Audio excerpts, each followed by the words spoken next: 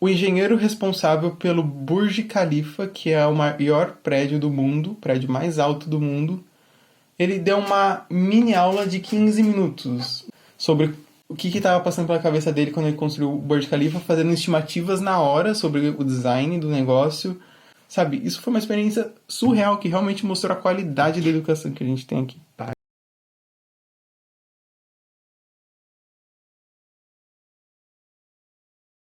Eu sou o Gabriel, que falo da Fundação Estudar, estudando engenharia na Universidade de Cambridge. Agora são as 7h40 da manhã, eu vou tomar o café da manhã e essa é a vista da minha janela. Cambridge fica no leste da Inglaterra. Ela é uma cidade pequena, de uns 120 mil habitantes, e ela, ao mesmo tempo, é a universidade. Cambridge, a universidade, não tem um campus, não tem muita distinção entre uma e outra. Você tem um departamento que fica numa rua, o outro que fica numa outra, e entre eles tem casas de moradores, tem restaurantes, esse tipo de coisa. E no meio disso tem as moradias dos estudantes, né? Então, os estudantes eles moram tipicamente nas moradias fornecidas pelos colleges. Os colleges são como se fossem subunidades da universidade, que eles têm uma certa independência financeira, independência de que bolsas dá, mas as aulas centrais e as provas são responsabilidade da universidade.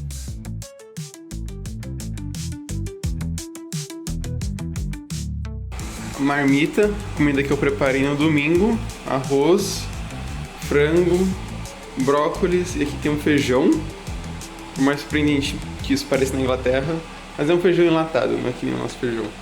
E aí tá o pote que eu vou botar a comida para levar pro meu dia.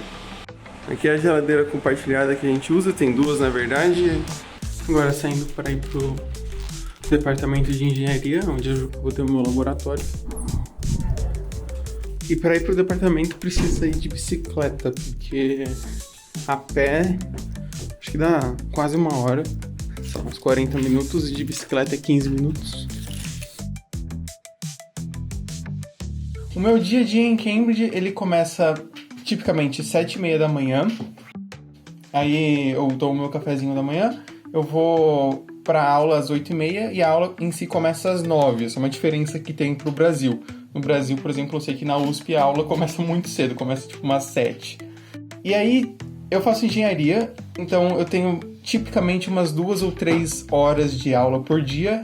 E depois disso a gente tem que fazer as listas de exercícios, que toda semana eles costumam soltar alguma lista para supervisões para essas aulas particulares, que hoje a gente vai tirar dúvida com especialistas da área, ver as dúvidas que os colegas têm, esse tipo de coisa.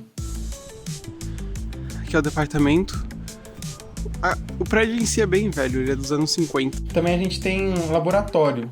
De vez em quando a gente tem uma aula prática, que você vai fazer um experimento, esse tipo de coisa, ou mesmo projetos de mais fôlego, às vezes tem que escrever um relatório, às vezes é um trabalho em grupo, esse tipo de coisa.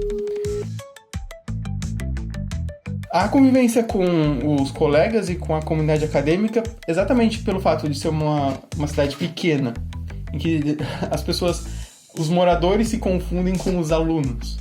Eu acho que existe uma interação muito grande entre a comunidade acadêmica e os alunos, e entre os alunos em si também.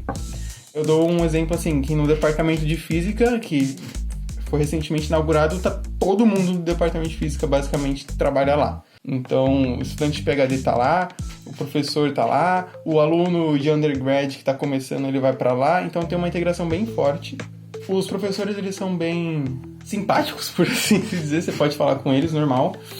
Os supervisores ainda mais, né? De vez em quando eles compartilham até o WhatsApp com a gente. E os colegas, justamente por a gente viver na acomodação do college, tem uma proximidade muito maior do que se a gente morasse em casa separada, como muitas vezes no caso do Brasil, né? E esse desenrolar acadêmico todo acontece tanto em estruturas modernas, como o próprio departamento de física, que foi inaugurado há pouco tempo, quanto em estruturas antigas.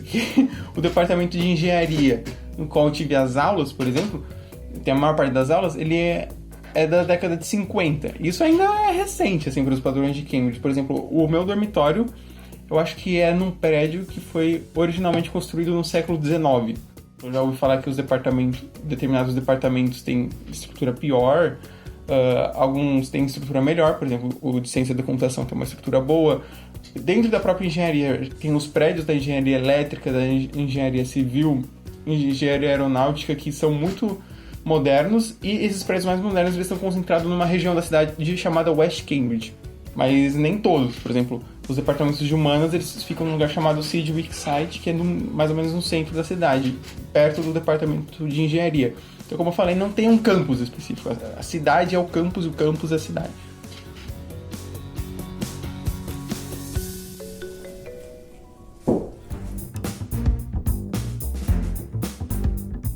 Minha marmita tá feita. Em termos de dia a dia, eu faço meu almoço e minha janta por motivos de saúde mesmo. Faço uma comida mais parecida com a que eu tô acostumado no Brasil. E também motivos de preço, porque mesmo a comida no refeitório aqui sendo apreciavelmente mais barata do que a comida de fora, ainda é cara pelo fato de ser libra. Então a conversão monetária não é muito favorável. Aqui o único jeito de conseguir feijão é assim, enlatado. O jeito que Cambridge funciona é num sistema colegiado. Então tem vários colleges que funcionam como dorms, só que com muito mais poder e autonomia.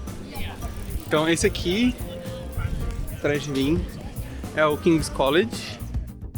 Aí aqui na frente, essa construção branca é a Senate House, que é onde fica a administração da universidade. E aqui no centro tem vários colleges espalhados mesmo.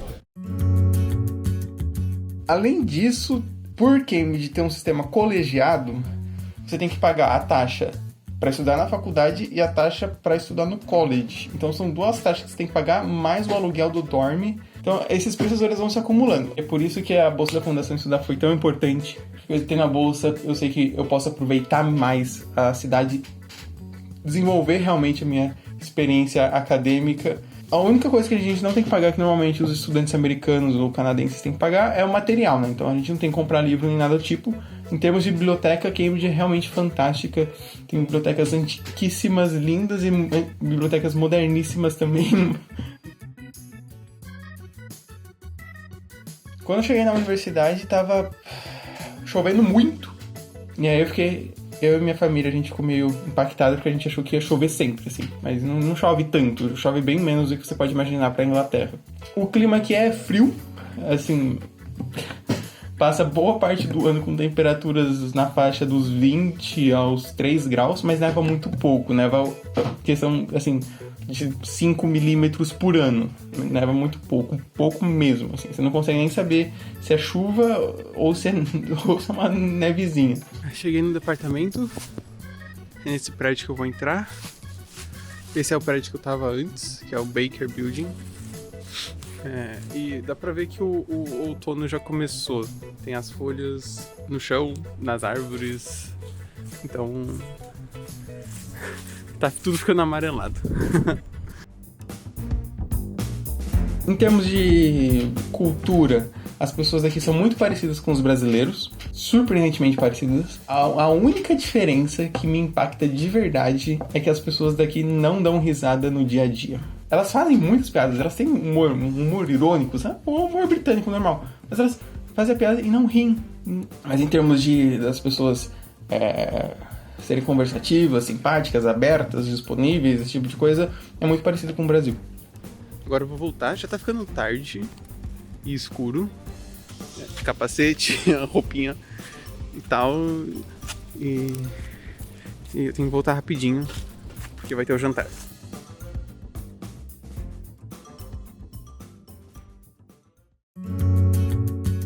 Bom, cheguei aqui no meu quarto e aí eu tô me arrumando correndo pro jantar formal. E aí tem que ir vestido razoavelmente formal pro jantar. Quer dizer, não é obrigado, mas todo mundo faz. O jantar formal em Cambridge funciona assim, pelo menos no meu college, né? Toda terça tem, alguns são especiais, como esse, e é por isso que eu ganhei ele de graça, tem a ver com o boletim do ano passado, e os outros você tem que pagar. Então eu não costumo muito em jantar formal. Eu acho que o que mais me impressionou e ao mesmo tempo a experiência mais marcante que eu tive foi quando eu tava na aula de estruturas, porque o curso de engenharia é um curso geral, e a gente tava aprendendo sobre Enfim, como fazer uma estrutura ser rígida e forte, basicamente.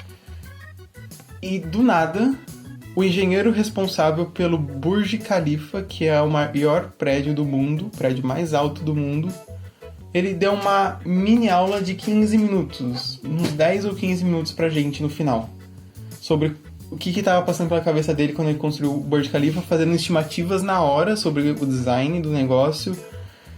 Foi uma experiência muito surreal você ter o cara que projetou o Burj Khalifa na sua frente, explicando como ele projetou um prédio. O raciocínio por trás do formato específico do prédio, porque não é um prédio quadrado como um prédio comum, é um prédio que ele vai afunilando, assim. E por que ele fez aquilo, qual a função das colunas, as aproximações que ele fez para os cálculos. Ele fez uma estimativa de quanto o Burj Khalifa ia se deslocar devido à força do vento. Sabe, isso foi uma experiência surreal que realmente mostrou a qualidade da educação que a gente tem aqui.